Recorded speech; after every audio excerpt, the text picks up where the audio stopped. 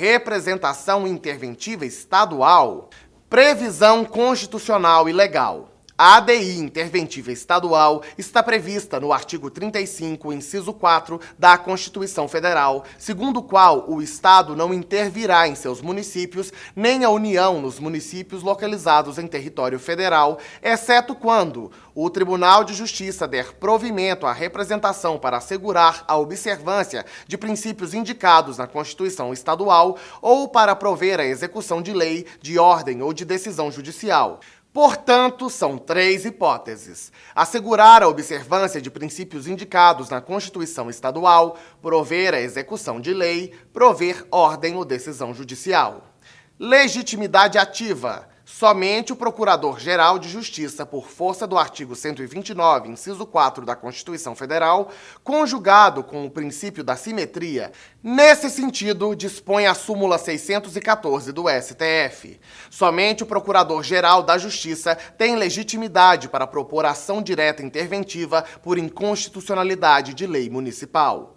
Competência. Trata-se de competência concentrada e originária do Tribunal de Justiça. Artigo 35, inciso 4 da Constituição Federal.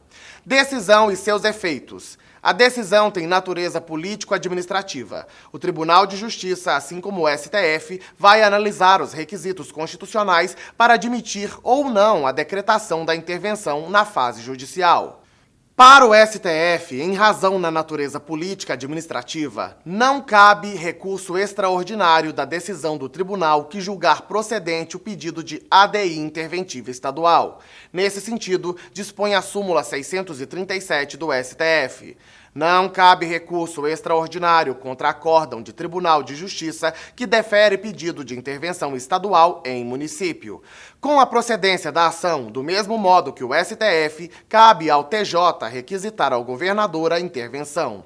Igualmente, como ocorre com o presidente da República, o governador fica vinculado a expedir o decreto.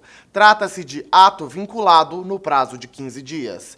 De forma simétrica, conforme artigo 36, parágrafo 1º e parágrafo 3º da Constituição Federal, caberá ao governador, no prazo de 15 dias, editar de decreto que se limitará a suspender a execução do ato impugnado, se essa medida bastar ao reestabelecimento da normalidade, dispensada a apreciação pela Assembleia Legislativa.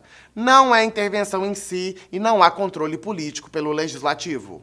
Edição de decreto de intervenção, no qual deverá especificar a amplitude, o prazo e as condições de execução e que, se couber, nomeará o interventor, que será submetido à apreciação da Assembleia Legislativa no prazo de 24 horas.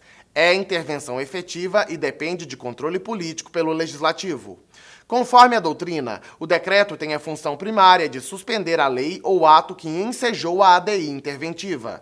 Em não sendo eficaz essa suspensão, cabe ao governador decretar a intervenção, nomeando o interventor e afastando as autoridades responsáveis de seus cargos.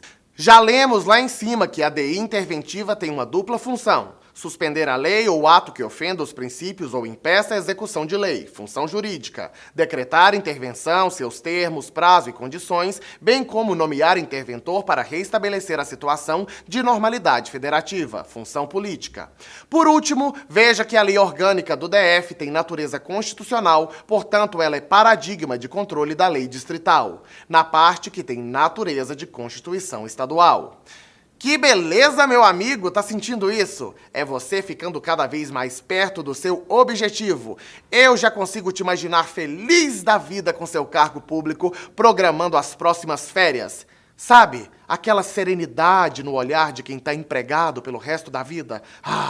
É assim que você vai ficar. Mas olha, nada de comemorar antes da hora, hein? Continue focado e comprometido com a sua rotina de estudos. Por hoje é só. Tchau, tchau.